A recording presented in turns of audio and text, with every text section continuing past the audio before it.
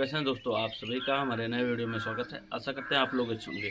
अभी लास्ट फरवरी का महीना चल रहा है और आज हम आपके लिए कुछ ऐसी सब्जियों या फिर ऐसे फसलों के बारे में बताएंगे जिसका आप चयन कर रहे हैं तो काफ़ी अच्छा और बेहतरीन मुनाफा कमा सकते हैं। अगर आप बड़े किसान हैं, आपके पास 2 एकड़, 5 एकड़, 10 एकड़ ज़मीन है, तभी यह वीडियो आपके लिए लाभकारी है। अगर आपके पास 1 एकड़ या उससे कम भी ज़मीन है, अगर आप छोटे किसान हैं तो भी यह वीडियो आपके लिए लाभकारी है। आपको ध्यान देना है कि हम कुछ ऐसी सब्जियों का चुनाव करें जिससे हमें कम से कम लागत में और कम से कम दिनों में मुनाफा हो। और बड़े किसानों के लिए कुछ ऐसे फसलों का चुनाव करें जो हमें ज़्यादा से ज़्यादा दिनों तक रखना, जैसे 4 से 5 महीने या 3 महीने रखना और हमें अच्छा मुनाफा प्राप्त कर सकें।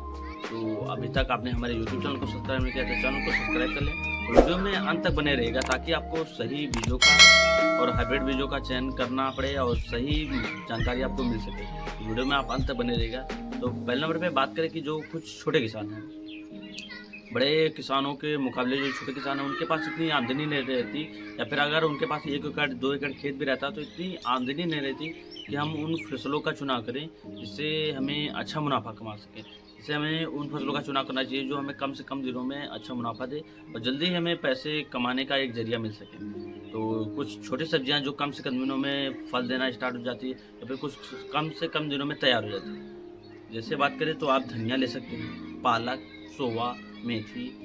इस टाइम अगर अभी भी आप इन चारों चीज़ों का चयन कर सकते हैं। उससे आगे थोड़ा बढ़े तो आप भिंडी की खास करके ज़्यादा मात्रा में फल देगी और आपको अगर आपने बुआई किया तो आपका 40 से 50 दिन में अच्छे से बुआई के बाद तैयार हो जाएगा, फल देना स्टार्ट हो जाएगा। और दूसरी बात रहती है कि डेली अगर आपने 1 एकड़ लगा दिया तो डेली आप अगर तुड़ाई कर रहे हैं तो अगर आधा एकड़ एक दिन, आधा एकड़ एक दिन कर रहे हैं तो लगभग 3 से 4 महीने लगातार आपको फल देगा।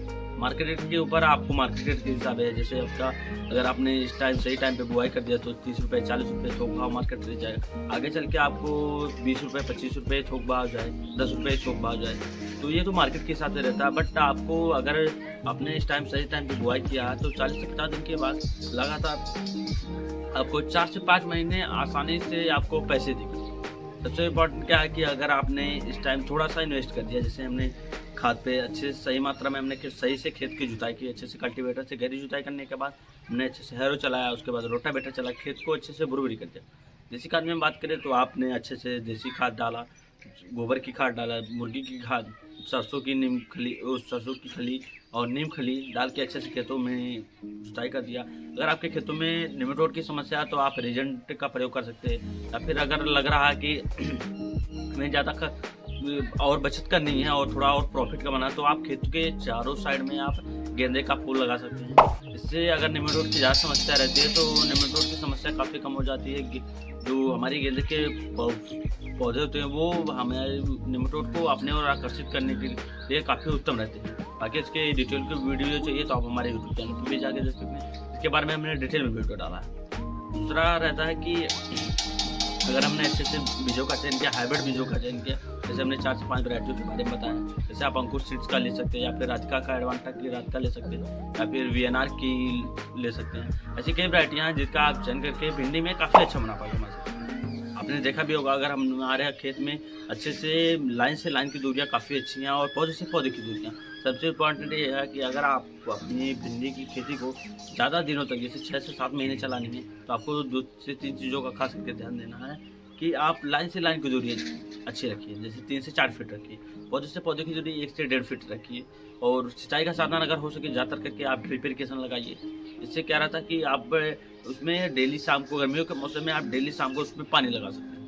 दूसरा, आप मेड़ पे बुआई करिए, इससे जल निकासी की समस्या नहीं रहेगी। जब बरसात के मौसमों में कुछ ऐसी वैरायटियाँ रहती हैं जो गल जाती हैं, ज़्यादा पानी लगने के कारण बरसात के मौसम में गलने के चांस काफ़ी ज़्यादा रहते हैं। इसीलिए आपको ध्यान देकर ही सही वैरायटियों का चयन करना है जो बरसात के मौसम में भी ना गले। यह भी काफ़ी महत्वपूर्ण है।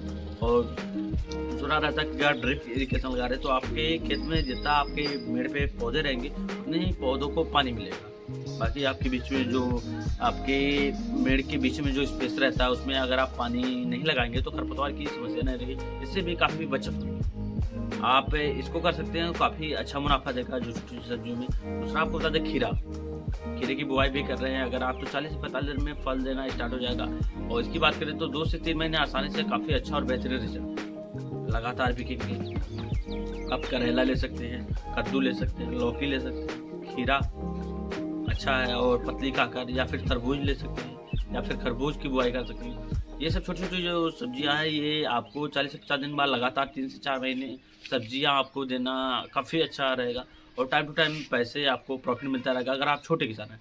अगर आप बड़े किसान हैं, आपको लग रहा है कि आपके पास इतनी आमदनी है कि हम खेतियों को, जैसे हमारा खेतियों को हम कर रहे हैं, तो हमें अगर 4 से 6 महीने पैसे नहीं मिले, हम लगाएँ एक बार, वन टाइम इन्वेस्टमेंट हो, और बाद में चल के हमें अच्छा मुनाफा एक ही बार हम पैसे लगाएँ, एक ही बार में मिले। इसके लिए कुछ ऐसी फसलें हैं, जैसे हमारा उड़द हुआ, मूंग हुआ, या फिर ज्वार, बाजरा, मक्का, ऐसी अन्य सब्जियां हैं जिसका हम एक ही बार इन्वेस्ट करके, अभी इस टाइम अगर हम उनकी बुआई कर रहे हैं, तो हमें कुछ थोड़ी विशेष चीज़ों का ध्यान देना है। जैसे अच्छे से खेत की जुताई करनी, देसी खाद अच्छी मात्रा में डालनी।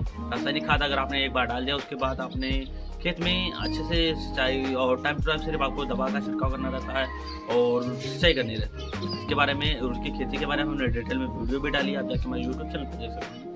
इसमें क्या रहता है कि अगर आपके पास पैसे हैं, अच्छे खासे पैसे हैं आपके पास, और आपको ज़्यादा पैसे की ज़रूरत नहीं है, और आपके पास उतना ज़्यादा टाइम नहीं है, तो आप इन फसलों का चुनाव कर सकते हैं।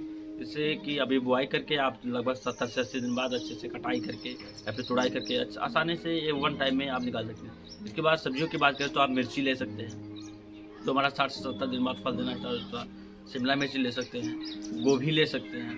गोभी भी रहता है कि एक बार इन्वेस्टमेंट कर दिया अच्छे से, और अगर गर्मियों के मौसम में आप गोभी लगा रहे हैं, जैसे पत्ता गोभी, फूल गोभी, तो काफ़ी अच्छा और बेहतरीन रिजल्ट देगा।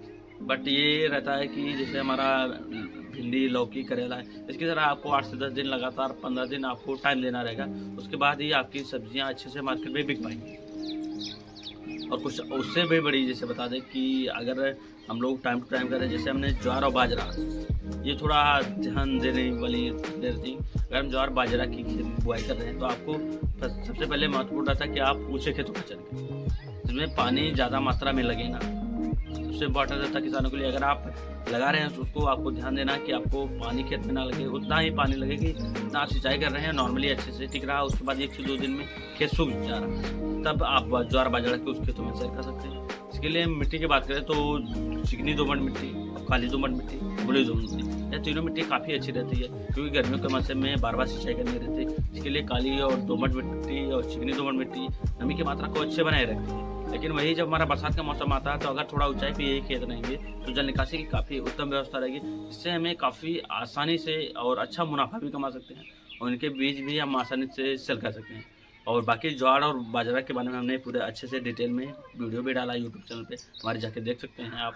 बाकी दोस्तों, आपको कौन सी वीडियो पसंद है, कि जैसे आप छोटे किसान हैं तो आप इन सब्जियों का चयन कर सकते हैं, बाकी बड़े किसान हैं तो आप बड़ी बड़ी सब्जियों का या फसलों का चयन कर सकते हैं। बाकी दोस्तों, जानकारी अच्छी लगी तो वीडियो को ज़्यादा से ज़्यादा शेयर करें, ताकि किसान दोस्त जो हैं, छोटे किसान हैं, उनको कौन कौन सी सब्जियाँ लगानी चाहिए, उनके लिए काफ़ी उत्तम और काफ़ी अच्छा रहेगा, और बड़े किसानों के लिए भी काफ़ी अच्छा रहेगा। बाकी मिलते हैं आपसे अगली वीडियो में। आज के लिए धन्यवाद।